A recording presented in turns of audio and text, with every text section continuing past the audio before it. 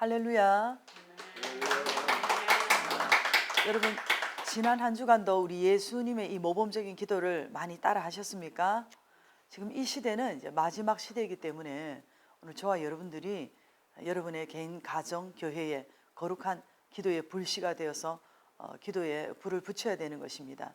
그래서 여러분의 가정과 교회에 좀 거룩한 기도 운동, 좀 회개 운동, 금식 운동, 이러한 좀 경건한 운동들이 많이 일어나기를 예수님 이름으로 축복합니다. 자, 오늘 이 시간은 요한복음 17장 우리 21절 다 같이 한 목소리로 먼저 합독하겠습니다. 시작. 아버지여, 아버지께서 내 안에, 내가 아버지 안에 있는 것 같이 그들도 다 하나가 되어 우리 안에 있게 하사 세상으로 아버지께서 나를 보내신 것을 믿게 하옵소서. 아멘. 자, 우리 첫째, 자, 예수님께서는 누구 안에 있다고 말씀하셨나요? 자, 오늘은 21절입니다. 우리 하나님께서 창조하신 이 조류들 가운데 저는 특히 암탉을 참 좋아하는데요. 그런데 이 암탉이 알을 낳아서 우리 모든 인류에게 단백질을 제공해주는 그런 참 고마움도 있지만 그것보다도 이 닭이 이제 알을 낳고 이제 병아리가 부화되기 위해서 21일을 한 3주간 정도를 꼼짝도 하지 않고 거의 뭐 먹지도 않고 마시지도 않고 이렇게 알을 부화시킨다고 합니다. 그래서 이 병아리가 이제 탄생하게 되면 그 여러분 노란 병아리가 그 삐약삐약 하는 소리가 너무 이쁘잖아요. 그러면서 그 막 어미를 쫓아다니면서 먹이를 쪼아먹하는 모습들이 어떤 새보다도 그렇게 이쁠 수가 없어요. 그런데 제가 그 어릴 적에 기억나는 것이 이 그 암탉이 자기 새끼들이 이제 위험에 처했을 때는 황소가 달려와도 막 물리치려고 대항하고 막 싸우는 이런 모습을 보면서 야, 이 암탉이 정말 용감한 짐승이구나 그렇게 생각을 했습니다.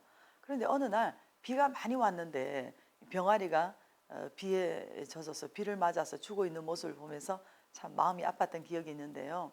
제가 무슨 말씀을 드리려고 하는가 하면 바로 이 병아리는 그 어미 품 안에 있을 때 가장 따뜻하고 가장 포근하고 안전하다는 것입니다. 그래서 오늘 예수님께서 이렇게 말씀하시죠. 아버지께서 내 안에, 아버지께서 내 안에, 그리고 내가 아버지 안에 이렇게 있다고 이렇게 말씀하시고 계신 것을 우리가 볼 수 있습니다. 자, 우리가 하나님이 아버지, 하나님께서 예수님 안에 계시고 예수님께서 아버지 안에 계시다는 것은 어떤 뭐 연합이라는 말로도 우리가 좀 어렵고 또 삼위일체라는 말로도 우리가 좀 이해하기 어렵지만은 이렇게 안에 있다는 거 이런 것은 정말 기가 막힌 말씀인 것입니다. 자, 우리 예수님께서 이렇게 아버지께서 예수님 안에 계시고 예수님이 아버지 안에 계시다. 여기서 끝나는 것이 아니라 뭐예요? 바로 그들도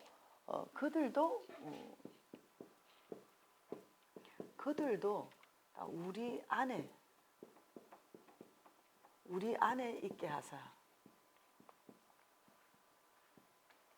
자, 이렇게 말씀을 하고 계시는데요. 자, 이렇게 이제 예수님의 사도님들도 다 아버지 안에, 예수님 안에 계신 것이고 또 사도님들의 말로 말미암아 예수님을 믿게 된 그들도 예수를 믿는 자들도 모두 다 아버지 안에, 예수님 안에, 성령님 안에 계시게 되는 줄 믿습니다. 할렐루야. 그러니까 이것은 우리가 어떤 인간적인 상식으로나 또 합리성으로 또 이해할 수 없는 어떤 이러한 것입니다.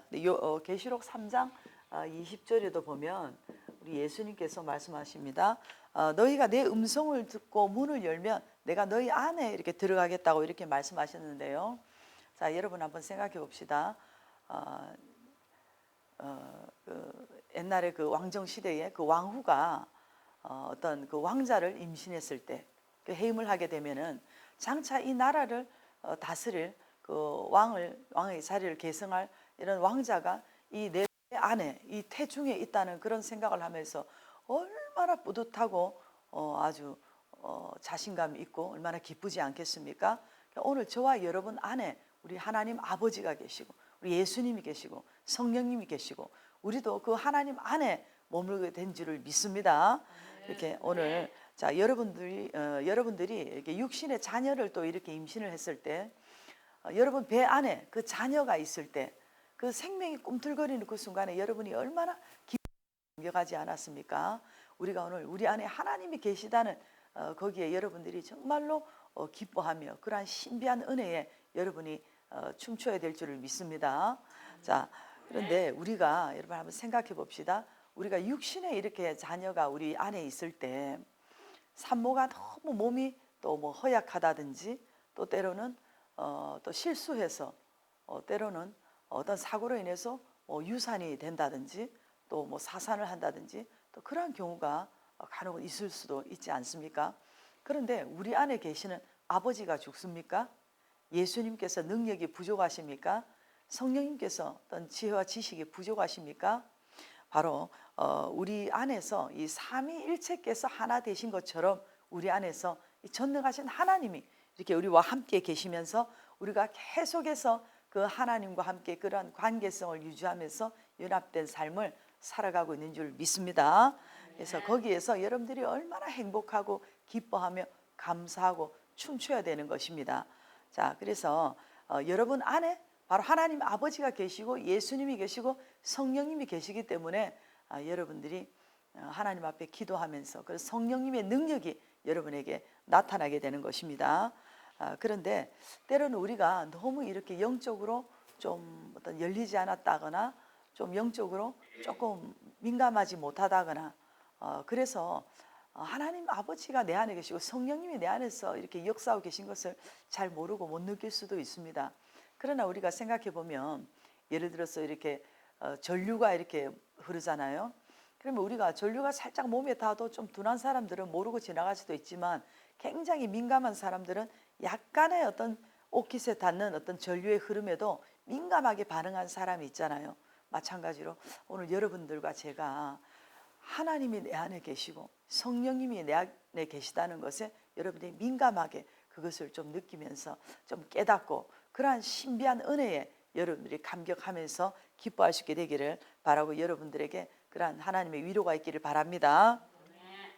그래서 요한복음 또 15장 1절로 이제 16절의 말씀에 보면은 포도나무에 대한 비유가 나오는데 우리 예수님께서 이렇게 나는 참 포도나무라고 말씀하시고 하나님 아버지를 농부라고 이렇게 비유하시면서 말씀하신 내용이 있습니다.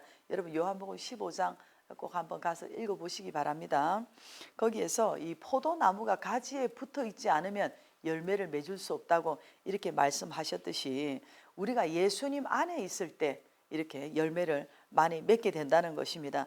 그래서 여러분과 제가 오늘 하나님 안에 예수님 안에 이 성령님 안에 있음으로 말미암아 우리 예수님의 사도님들처럼 또 우리 사도 바울님처럼 여러분과 제가 이렇게 열매를 많이 맺을 수 있는 그러한 은혜가 있기를 바랍니다. 그래서 하나님 안에 있음으로 말미암아 거기서 하나님이 주시는 위로가 있고 예수님 주시는 위로가 있고 성령님이 여러분에게 감동을 주시고 그래서 여러분들의 삶이 항상 열매 맺는 그러한 복된 삶이 될 수 있기를 예수님 이름으로 축복드립니다. 또 하나 더 보면요. 자, 그러면 우리 예수님께서는 제자님들이 하나가 되어서 아버지 안에 있음으로 말미암아 어떤 열매를 맺기를 원하셨나요? 자, 여러분 이제 창세기 1장 1절 전에 이제 이 땅에 어떤 혼돈과 공허와 흑암이 깊음 중에 있을 그때에 우리 하나님께서 말씀 한마디로 하늘과 땅과 바다와 천지 만물을 창조하시고 열매를 맺으신 것을 우리가 볼 수 있습니다. 그 하나님께서 우리 예수님을 낳고 천한 이 땅으로 파송해 주셨는데요. 자, 우리 예수님께서 이제 이 땅에 오셔서 여러분 한번 생각해 보십시오. 예수님이 무슨 궁전 대학을 나오셨습니까? 어떤 예루살렘 대학을 나오셨습니까? 아니면 그 궁궐에서 어떤 상위 1%의 어떤 그런 왕족들이 받는 어떤 그런 어떤 교육을 뭐 받으셨습니까? 우리 예수님께서는 이 땅에 오셔서 30세가 될 때까지 평범한 가정에서, 그것도 아주 가난한 목수의 아들로 이 땅에 오셔서 그리고 지극히 평범한 그런 삶 속에서 목수가 먹는 음식을 먹으시고 목수가 입는 그 의복을 입으시고 그렇게 목수님으로서 땀 흘리고 일하신 것을 우리는 볼 수 있습니다. 그리고 우리 예수님께서 이제 30세가 되셔서 세례를 받으시고 또 요단강에서 비둘기 성령님 임하시고 또 금식하시고 이제 그 후에 이제 복음을 전하시면서 많은 또 신유의 열매, 축사의 열매, 회개의 열매, 또 죽은 자를 살리는 이러한 기적의 여러 가지 열매들을 맺으신 것을 우리가 볼 수가 있습니다. 자, 예수님께서 3년 반이라는 그 시간 동안에 이루신 그러한 어떤 열매들은 오늘날 새초부터 새말까지 오고 오는 세대 가운데 모든 인류가 행한 어떠한 업적보다도 그 모든 것을 다 합쳐도 이룰 수 없는 그러한 위대한 열매를 맺으신 것을 우리가 볼 수가 있는 것입니다. 그래서 저는 여러분들이 신구약 성경을 많이 애독할 수 있기를 바랍니다. 그러나 특히 이 신약 성경의 사복음서에서 여러분들이 그 말씀 안에 들어가서 예수님께서 말씀하시고 사역하신 그 말씀 안에 들어가서 여러분들이 큰 은혜 받으시기를 예수님 이름으로 축복합니다.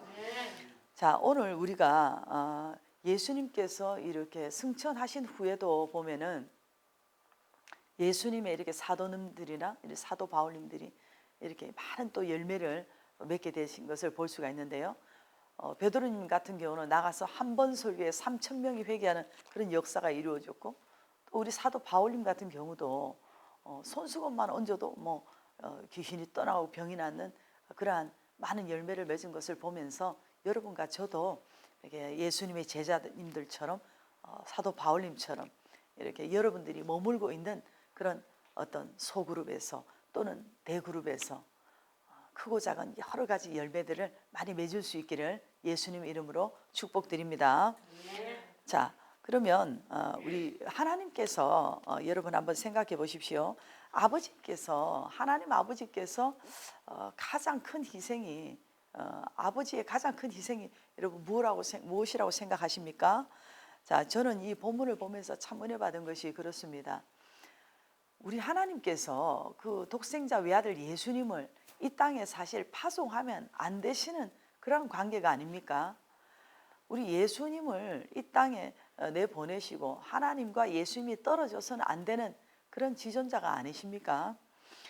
그런데 우리 예수님을 이 낮고 천한 이 땅에 보내시면서 저는 그런 생각을 했습니다.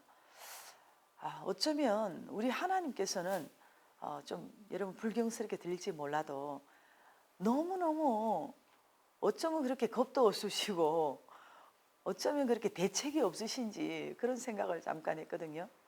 왜냐하면 우리 예수님을 이 땅에 보내실 때 뭔가 좀 특수한 집안에 보내신다든지 예수님이 어떤 신병과 안전이 좀 보장될 만한 어떤 그런 좀 궁궐로 보내신다든지 그런 것이 아니고 너무나 가난한 그런 목수님의 아들로 그렇게 낮고 천한 그런 곳으로 보내셔서 예수님 탄생하실 때를 보십시오, 여러분.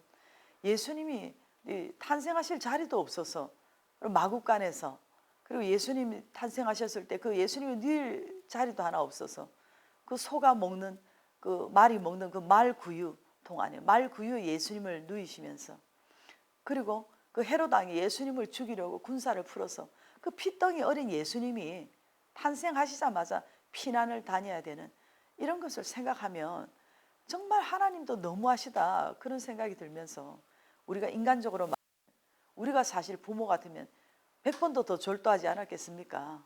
그런데 우리 하나님은 여러분 대책이 없으신 것 같은데도 그 오묘한 신비한 대책을 가지고 계시는 또 올라오신 우리 하나님이신 줄 믿습니다. 그래서 우리 예수님께서 오늘 이렇게 말씀하시죠. 아버지께서 나를 보내신 것을, 아버지께서 나를 보내셨다고 이렇게 예수님께서 말씀하고 계시는데요. 자, 이렇게 아버지께서 결국 누구를 위해서 우리 예수님을 보내셨습니까? 바로 예수님의 제자들을 위해서, 그리고 예수님의 제자들을 통해서 오늘날 이제 예수님을 믿는 이러한 우리 모두를 위해서 우리 예수님을 이렇게 보내주신 그 아버지의 그 위대한 희생, 아버지의 그 희생의 사랑에 오늘 여러분들이 그 예수님을 이 땅에 보내신 아버지의 그 위대한 희생의 그 사랑을 생각하시면서 여러분이 그 어떠한 환경의 그 태풍 속에서, 그러한 어려움 속에서도 여러분들이 예수님 생각하면서 승리하시기를 바랍니다. 자, 그러면서 우리가 예수님을 보내신 것을 어떻게 해야 된다고 했습니까? 보내신 것을 그들로 세상이 믿게 해달라고, 믿게 하옵소서. 이렇게 우리 예수님께서 기도하고 계신 것을 볼 수가 있습니다. 자, 그러면 우리가 오늘 하나님 아버지께서 예수님을 보내신 것을 믿어야 되는 줄 믿습니다.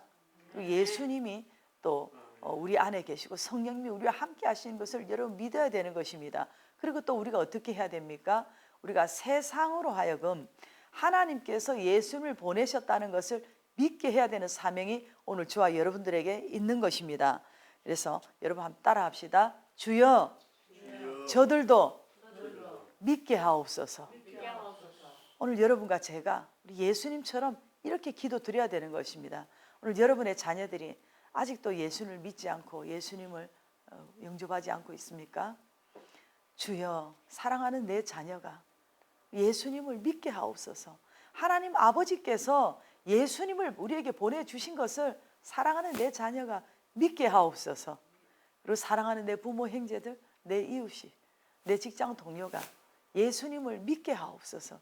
여러분 이렇게 예수님처럼 기도할 수 있게 되기를 바랍니다. 그래서 오늘 여러분과 제가 좀 먼저 이렇게 믿음의 사람이 될 수 있기를 축복합니다. 그리고 먼저 믿은 우리가 세상으로 하여금 주여 저들도 예수님을 믿게 해달라고 이렇게 부지런히 여러분 기도 많이 하시고 예수님을 전하는 이러한 사명을 잘 감당할 수 있게 되기를 예수님 이름으로 축복합니다.